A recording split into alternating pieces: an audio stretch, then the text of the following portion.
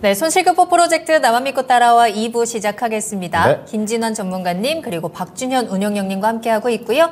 2부에서도 여러분들 종목에 대한 궁금증 해결과 함께 히든카드 추천 종목 기다리고 있으니까요. 끝까지 함께해 주시면 되겠습니다. 네. 종목 상담 받고 싶으신 분들 종목명, 매수가 비중, 또 매수 문의 남겨주시고요. 전화 상담은요. 02-325-8200번, 325-8200번입니다. 네. 자, 그러면 앞서서 경영권 분쟁이다 이렇게 하면서 말씀을 드렸었는데요. 네. 한미약품입니다. 자, 엄마와 딸 그리고 두 아들 이렇게 네. 지금 편이 나눠져가지고 문제가 좀 생기고 있는데 3326님께서 올려주셨습니다.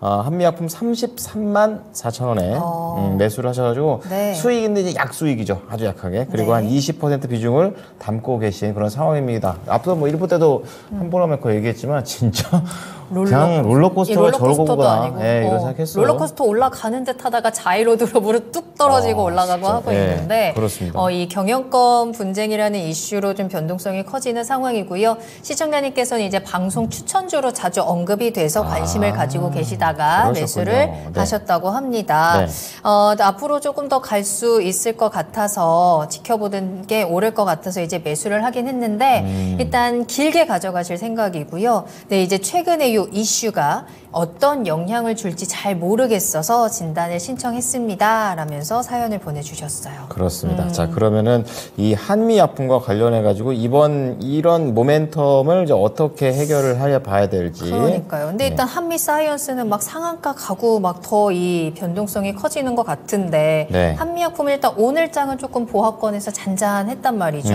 이게 과연 한미약품으로는 어떤 변동성이 생길지 좀 헷갈리는 것 같더라고요. 네. 네, 이런 부분들을 좀 이제 다뤄보도록 하겠습니다. 자, 운영님께서는 어떻게 가격자를 어저께 투자 의견 갖고 계십니까? 투자 의견요? 네, 일단 보유 의견입니다. 네, 보유가고요. 네, 전문가님은요? 네, 저도 보유로 했습니다. 아, 그래요? 알겠습니다. 자, 그러면 보유의 네. 근거를 좀 자세하게 들어보도록 하겠습니다. 운영님. 예, 일단 이슈가 지난주 그러니까 금요일 날 장 끝나고 오후 한 4시, 5시 정도에 좀 발표가 좀 장마치가 됐거든요. 확 예, 나와가지고. 한미 사이언스와 OCI 그룹이 그룹 간에 통합하기로 합의를 했다. 네. 합의 내용 자체가 OCI 그룹의 지주회사인 OCI 홀딩스가 한미 사이언스 지분 27%를 약 7,700원 주고 사들이고 취득하고 그다음에 한미 사이언스 이제 주요 주주들이 OCI 홀딩스 지분을 약 10.4% 정도 취득하는 그런 내용이거든요. 그렇게 된다 한다면 이제 된다 그러면 OCI 홀딩스가 맨 위에 지주회사가 되고 그다음에 한미 사이언스가 이제 중간 지주회사가 될 거고 그다음에 한미약품이 이제 사업형 아마 자회사 형태로 이제 되는 건데 문제는 이제 발표하고 난 다음에 발표한 날은 그래서 한미약품이 주가가 강하게 올라갔지 않습니까? 네. 물론 한미 사이언스 올라갔는데 근데 이제 그 이후로 발표하고 난 다음에 한미약품의 장남인 임종인 씨인가요? 네. 그분이 반대를 좀 하면서 네. 역전이 됐어요. 역전이 되면서 이제 그러면서 경영권 분쟁 쪽으로 비화가 되면서 네. 한미약품은 주가가 바로 내려와 버렸고 맞아요. 지금 한미 사이언스는 오늘까지 상한가가 좀 들어가면서 강한 흐름으로 좀 전개가 좀 됐다고 봐야 될 것 같은데 일단은 어떻게 진행될지 모르겠지만 M&A 경영권과 관련해 가지고 이슈가 부각됐으니까 지분이 보니까 대체적으로 지분이 한미 사이언스가 한미약품 지분을 약 41.4% 정도 가지고 있으니까 결국은 한미 사이언스를 차지하고 있으면 한미약품까지 컨트롤할 수 있는 거지 않습니까? 그러네요. 그래서 한미 사이언스가 지금 지분 경쟁이 붙을 거라는 것 때문에 강하게 움직임이 전개되고 있는 거거든요. 예, 근데 저도 어떻게 될지는 모르겠는데 대체적으로 보니까 회장이 돌아가신 분의 그 부인인 것 같고요. 네. 예, 그분이 지분이 약 11.7% 갖고 있고 그 다음에 장녀 같기도 한데 여자분이 임주연인가요? 그분이 아마 10.2% 정도. 예, 그 다음에 차남이 약 10.6% 정도. 그 다음에 지금 반대한 장남이 지분이 가장 적어요. 9.9%입니다. 근데 11%밖에 안 되는데 여기서 이제 별수 자체가 일부 개인 투자가가 아마 돌아가신 회장의 남자 임성기 씨란 분의 아마 지인인 것 같은데 그분이 한양 정밀 회사를 운영하고 있는 것 같은데 그분이 지분이 가장 많더라고요. 12.6%. 그분의 향방에 따라 가지고 결정 나겠네요. 결정이 나지 않겠는가 이제 그런 부분인 것 같습니다. 그래서 이게 그러다 보니까 이제 본질적인 합병 이슈보다는 합병에 따라 가지고 시너지 효과가 정말로 한미약품이 있냐 없냐, OCI가 혜택을 받느냐, 그걸로 가다가 이제 경영권 분쟁 쪽으로 지금 휩쓸려 버렸어요. 예. 그럼 이제 한미약품의 입장에서 보면 어떻게 봐야 되느냐? 한미 사이언스는 이제 그 지분 경쟁이니까 어떻게 진행될지 모르겠고 한미약품이 중요하지 않습니까? 지금 우리 시청자님 물어보셨는데. 근데 한미약품은 OCI가 인수가 인수하면 시너지 효과를 받을 거다. 한미약품은 투자를 해야 되니까 신약개발에 투자를 해야 되는데 OCI가 홀딩스가 제가 지난주인가 제가 추천해 드렸었죠. 그 수적 원전주로 잘 가다가 지금 얻어맞아 버렸는데 현금성 자산이 이제 2조 원 정도 된다고 그랬거든요. 올해 정도 되면. 네. 올해. 그 돈으로 좀 빵빵하게 또 할 수 그렇죠. 있는 돈은 거잖아요. 충분해요. 예. 7,700억 사더라도 돈이 1조 2, 3천억 남아요. 그러니까요. 말이죠. 예. 그러니까 한미약품 입장에서 보면 신약 개발하는데 돈이 필요하거든요. 그럼 OCI가 돈이 많으니까. 좋은 시너지죠. 예. 근데 한미약품은 지금 이거 지분 매각한 이유 자체가 상속세를 못 낼 정도로 돈이 대주주들이 없으니까 상속세 때문에 한 거지 않습니까? 그러니까 한미약품 입장에서 본다 한다면 OCI가 인수해가지고 자금을 지원해가지고 신약 개발해가지고 그렇죠. 네. 대박 나는 게 유리하죠. 그래서 한미약품한테는 가장 좋은 시나리오 자체가 한미 사이언스의 경영권 분쟁이 마무리가 되고 무효되고 그냥 합의가 진행이 되고 그렇죠. 그러면 한미 사이언스 주주분들은 좀 주가 떨어지겠지만은 한미 약품한테는 긍정적으로 작용할 가능성이 크다.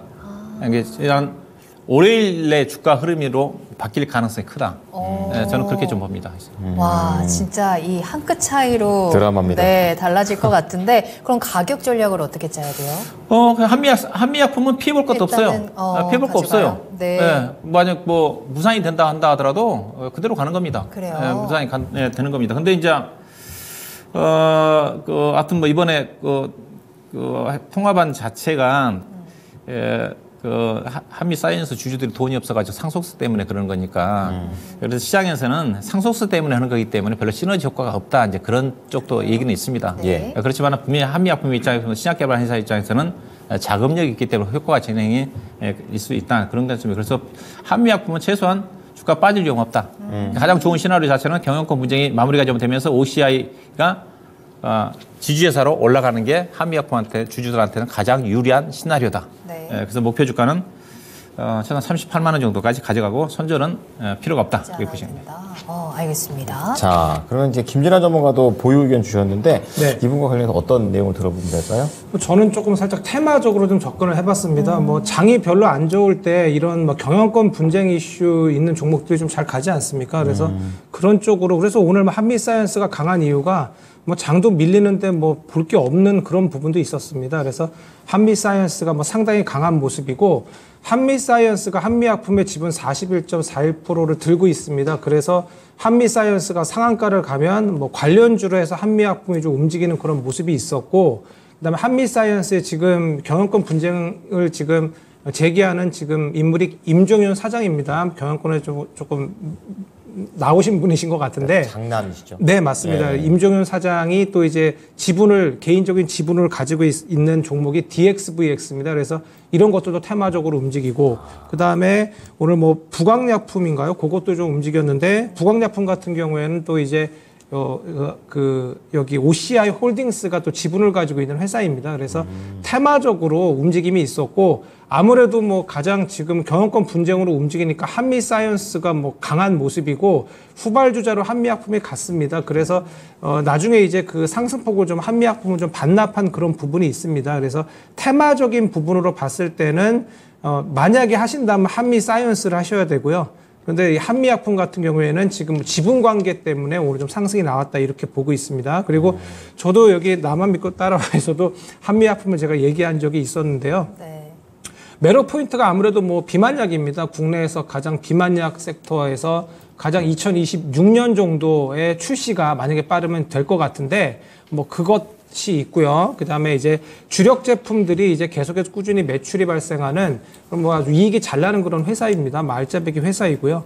뭐 전 세계 비만 시장 같은 경우에 2030년까지 그냥 100조 원 규모로 성장할 거라고 하는데 항암제 규모가 200조입니다. 그래서 뭐 상당히 단시간 내에 비만약도 뭐 이렇게 그 역사상 빠르게 뭐 1,000억 달러 이상의 어떤 시장이 될 수 있는 유망한 어떤 섹터입니다. 그래서 원래는 뭐 저희가 저희 이 토마토에서 다루던 우리 전문가분들이 많이 이야기하셨다고 얘기를 하셨는데 다들 비만약 쪽 보신 겁니다. JP모건 헬스케어. 근데 이렇게 뭐 경영권 분쟁이 나올 줄은 몰랐는데요. 그래서 뭐 이런 부분들도 있고 그다음에 이제 뭐 여러 가지 또 이제 신약 어떤 이슈도 있습니다. 그래서 제가 보유 의견을 드린 것은 우선 한미사이언스가 내일 만약에 좀 내리고 하면 또 한미약품 같은 경우에 많이 오른 것도 없지만 영향을 받아서 뭐 추세가 조금 좋지 않아지고 있었는데 좀 내릴 가능성이 좀 있긴 있습니다. 하지만 제가 보유 의견 드린 것은 40만 원 정도까지 제가 목표를 본다고 했는데 중기적인 어떤 추세를 제가 보고 이야기 드린 겁니다.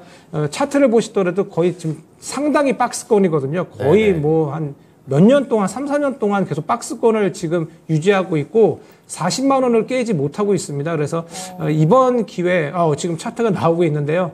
네, 이렇게 지금 장기적으로 횡보하는 그런 주식입니다. 그래서 지금 뭐 경영권 분쟁 같은 경우에 조금 부수적인 이슈고 뭐 저희는 다 비만약을 좀 얘기했기 때문에 비만약의 어떤 모멘텀 같은 거 그리고 올해 뭐 고금리 수혜 섹터가 제약바이오이지 않습니까? 그래서 뭐 중기적으로 봤을 때 40만 원 이상도 보시면 어떨까 합니다. 네. 자, 두 분의 의견을 들어보니까 한미약품을 여러 각도로 다 봤다. 좀 이런 생각이 듭니다. 의견 좀 정리해 드리겠습니다. 자, 한미약품 관련해가지고, 지금 투자 의견 둘 다 보유 의견 주셨고요. 그리고 박주영 운용연구원 목표가 38만원, 손절가 없습니다. 경영권 자세하게 좀 분석을 해드렸고요. 김진환 전문가께서도 보유 의견 목표가 40만원, 손절가 33만 4천원인데, 이 회사 자체의 매력, 그리고 신약에 대한 모멘텀, 그리고 테마와 관련된 부분들까지 자세하게 진단해 드렸습니다.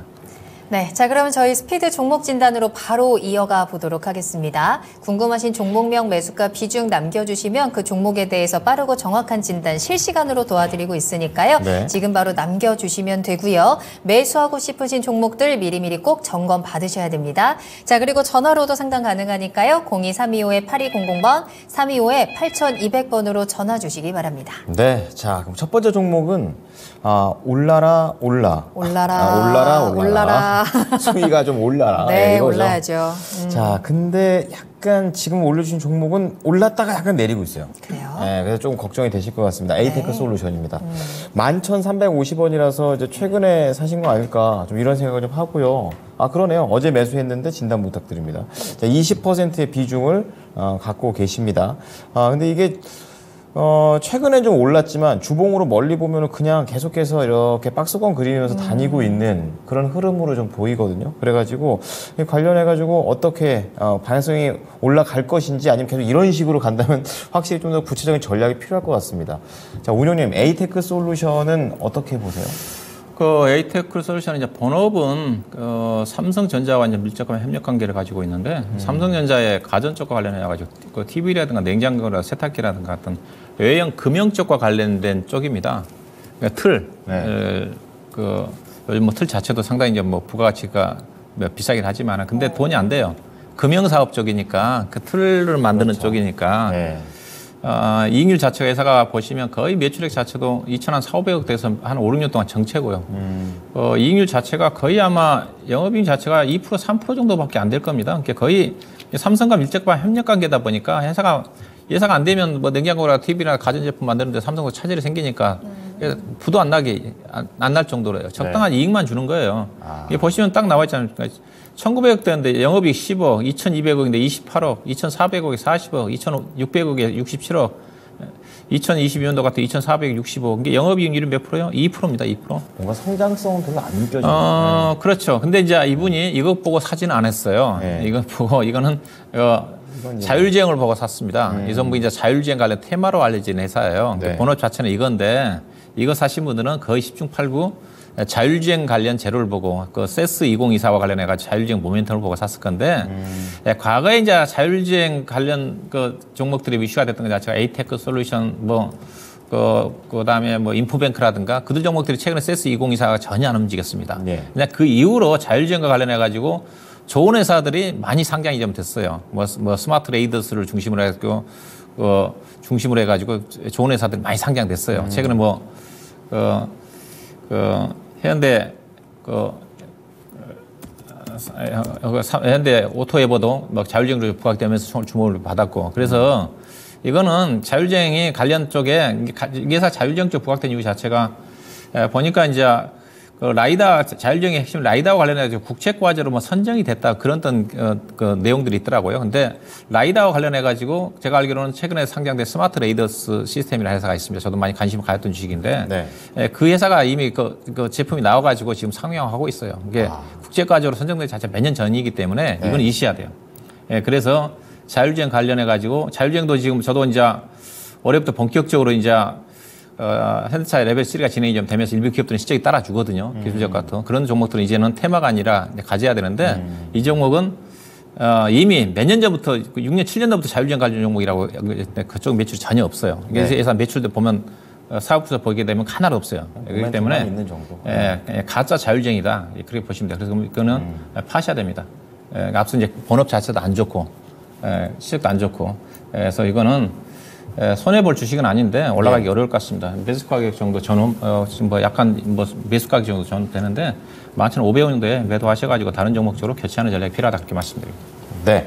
자, 본업적인 측면에서 봐도 그렇고 테마적인 측면에서도 그렇게 매력 포인트는 없습니다. 에이테크 솔루션 지금 매수가 근처에서 매도를 해보시는 게 어떠실까 권유를 드리겠습니다. 네. 다음 종목은 황순주님께서 저 매일매일 올리고 있어요 라고 하셨는데 오늘 꼭 도와드려야 될 것 같아요. 가지고 계신 종목은 강원에너지이고요. 23,737원이 매수가입니다. 비중 10% 가지고 계시고요. 사신 이후에 이 종목 계속해서 좀 많이 내려왔고요. 오늘은 15,000원대에 거래 마쳤습니다. 시청자님께서는 단기, 중기, 손절, 추매 다 가능하니까 제발 방안 좀 알려주세요 라고 하시면서 나오고 싶다라는 느낌이. 네, 너무나도 간절하게 대응 전략을 질문 주셨거든요. 강원에너지 어떻게 할까요? 뭐 리튬 관련주지 않습니까? 요거 네. 뭐 리튬 관련해서 뭐 상당히 핫했던 그런 종목입니다. 그쵸. 뭐 작년 초까지만 해도 뭐 거의 뭐 매일매일 막 상승이 나와서 저점 대비해서 막 4배, 5배 올랐던 종목으로 제가 기억을 합니다.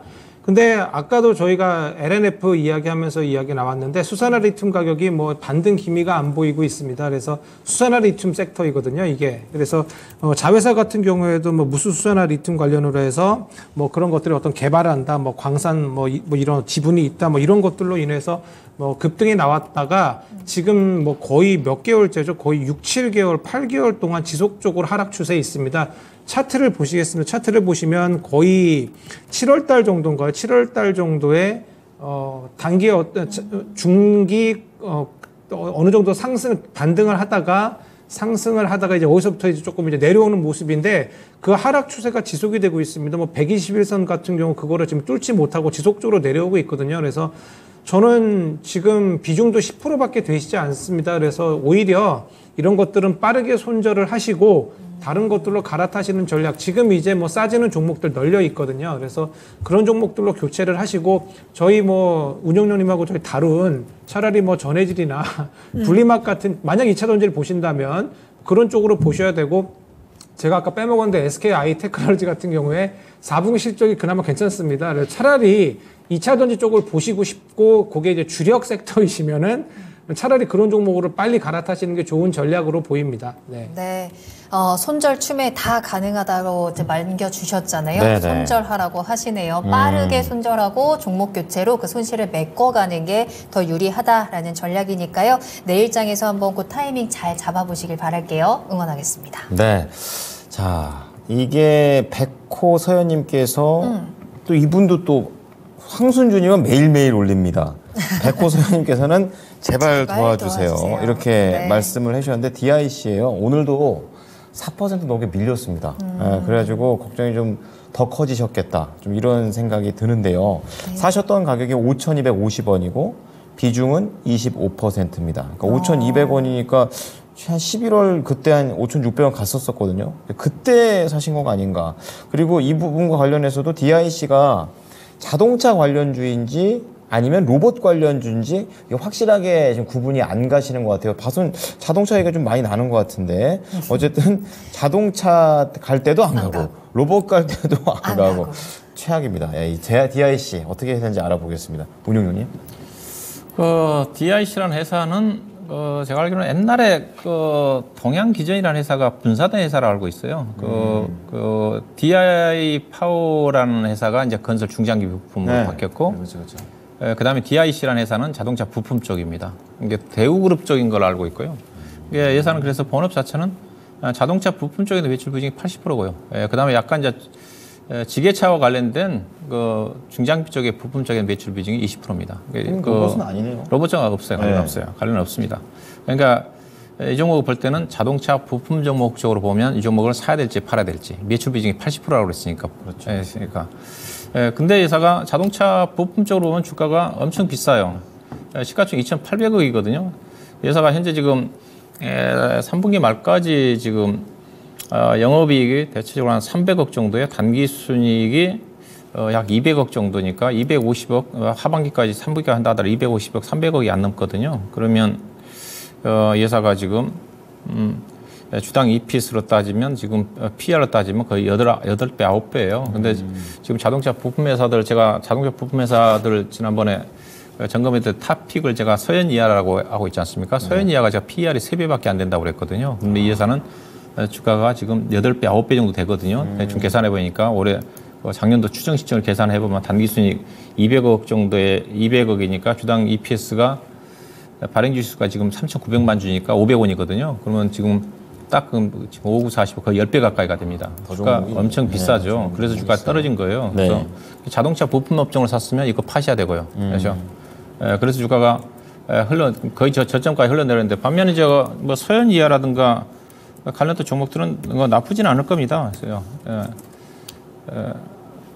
서현이하도 오늘 밀리긴 밀렸지만은 거의 근데 지금 그 DIC 같은 경우는 지금 거의 저가까지 내려왔잖아요. 최근에 보시면 거의 약간 지금 차이가 그렇죠. 있네요. 그렇죠. 네.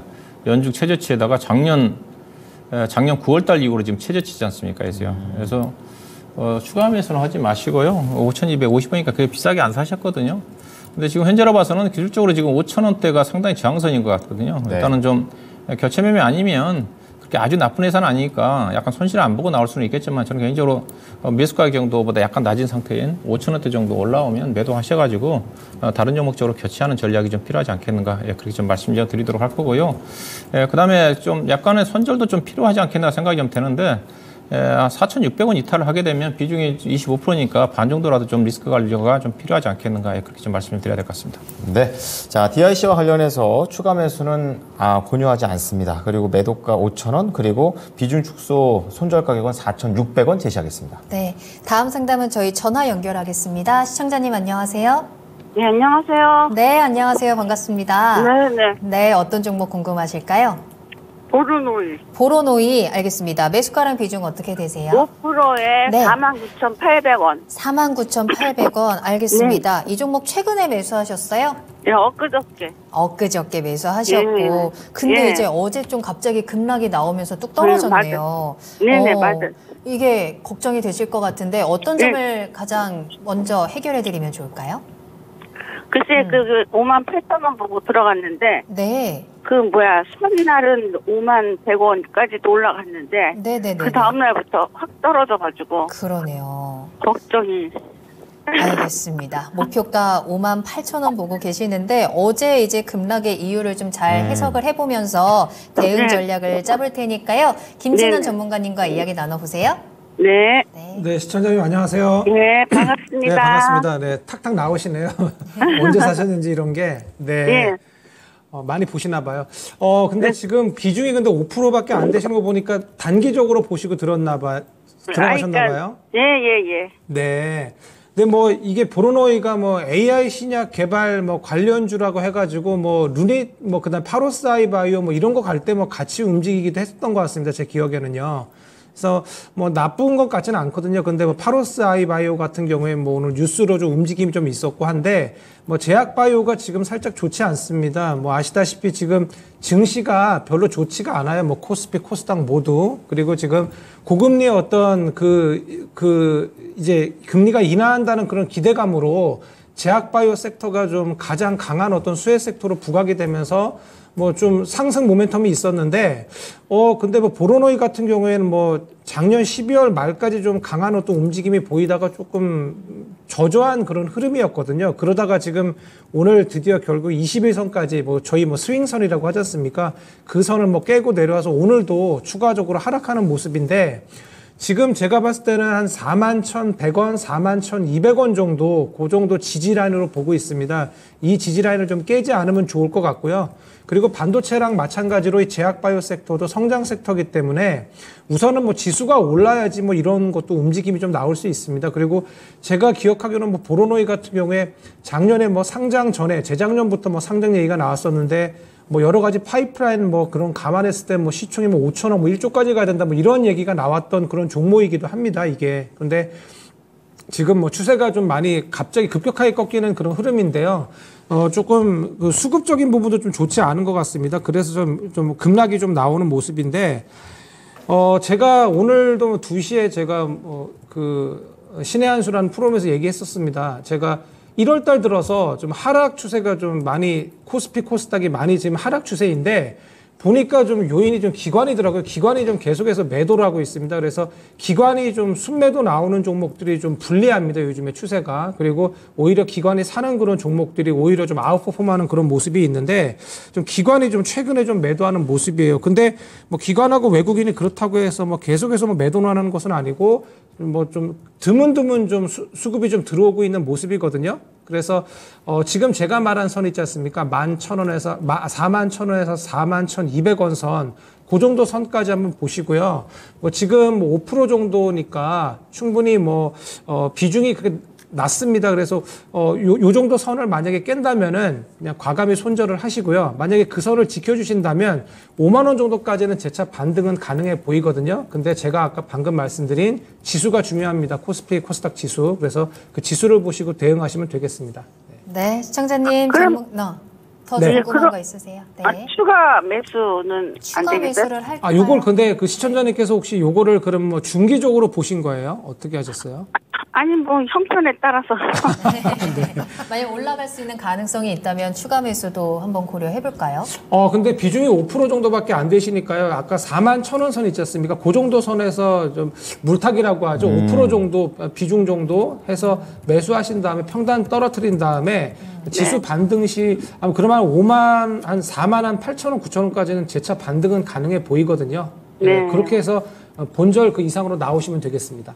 네, 네, 시청자님 네. 손실 없이 꼭 잘 대응하시길 바랄게요. 네 감사합니다. 네, 감사합니다. 네, 보로노이 진단 도와드렸습니다. 아주 씩씩하시고 네.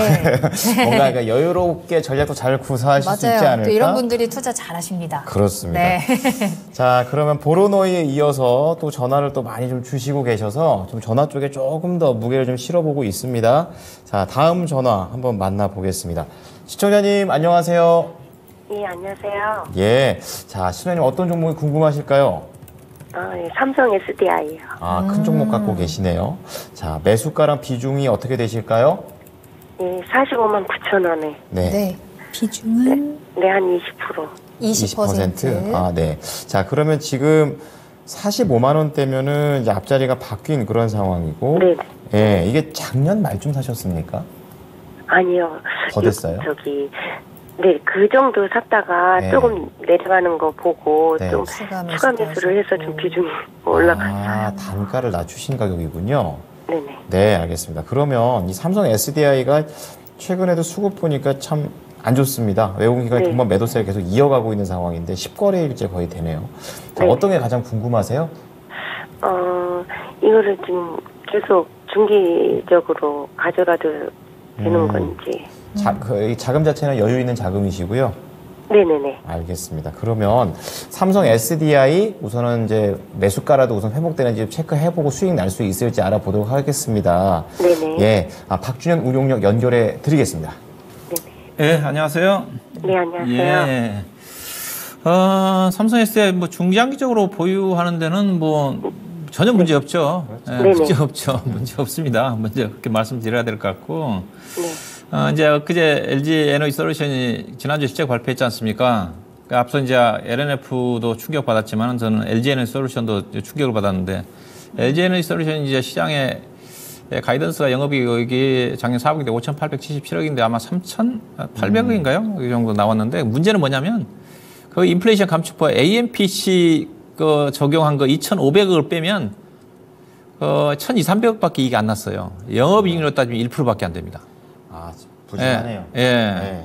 그러면 삼성 SDI가 아직 실적 발표 안 했는데 삼성 SDI는 제가 최근에 그 일부 증권사 쪽에 최근에 나온 분석으로 봐서는 그 정도까지 실적은 나쁘게 나올 것 같지는 않아요. 현재 지금 삼성 SDI가 지금 시장에 그 조만간 아마 발표 좀 될 건데 예상치가 4,800억인데 아마 3,700~800억 정도 전후 증권사에 추정을 하고 있더라고요. 네. 안 좋게 LG에너지솔루션은 거의 한 44% 정도가 시장의 예상치 비해서 안 좋게 나왔을 건데 삼성 SDI는 한 25% 정도 언저리 정도 안 좋게 나올 거라는 전망이니까 삼성 SDI는 상대적으로 상당히 실적 자체가 탄탄합니다. 실적 변동성이 크지가 않아요. 네. 뭐 최근에 뭐 분기단 실적을 본다 한다 하더라도 안정성이 있어요. 그리고 LG 에너지솔루션은 그래도 성장 프리미엄을 받고 있는 주식인데 삼성 SDI는 그게 프리미엄을 안 받고 있는 주식인데 많이 떨어지거든요. 왜냐하면 삼성 SDI가 시가총액 27조 원이고 지금 주당 BPS가 27만 원입니다. 근데 LG 에너지솔루션은 주가는 지금 40만 원인데 주당 BPS가 얼마냐면 8만 원짜리예요.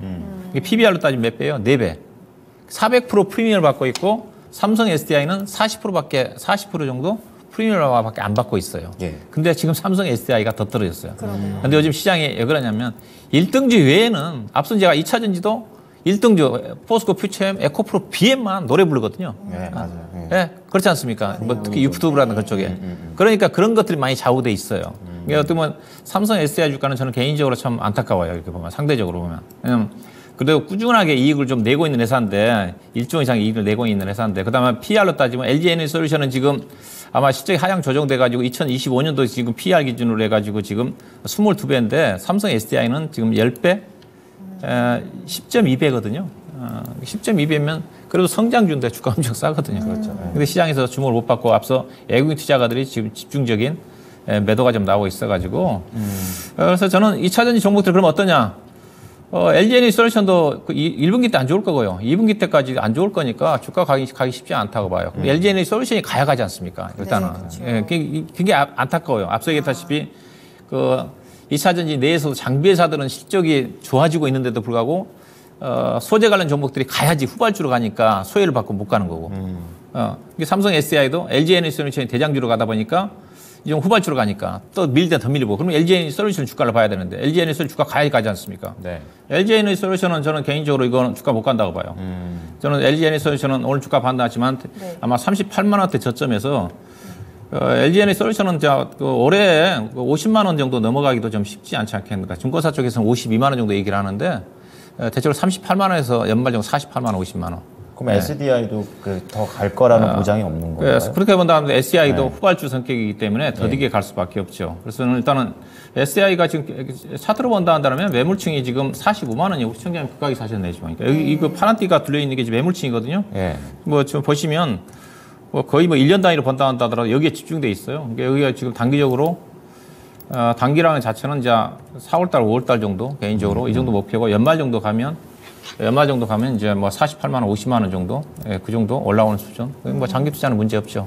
비중이 20%니까 저는 뭐 조금 약간 5%, 10% 정도는 추가 매수도 좀 가능하지 않겠는가. 일단은 단기적인 1차 목표 가격이 45만 원, 중장기적으로 48만 원 이상까지는 뭐 가져가도 전혀 문제 없는 주식이다. 그렇게 말씀 좀 드려야 될 것 같습니다. 네. 시청자님 좀 더딘 움직임입니다. 그래서 시간 투자가 되면은 이제 수익이 더 잘 날 수 있다고 하니까 추가 매수도 한번 조금 고려를 해 보시고 1차 45만 원, 2차 목표가 48만 원 제시해 드릴 테니까 잘 참고해 주셨으면 좋겠습니다. 더 궁금한 거 있으세요?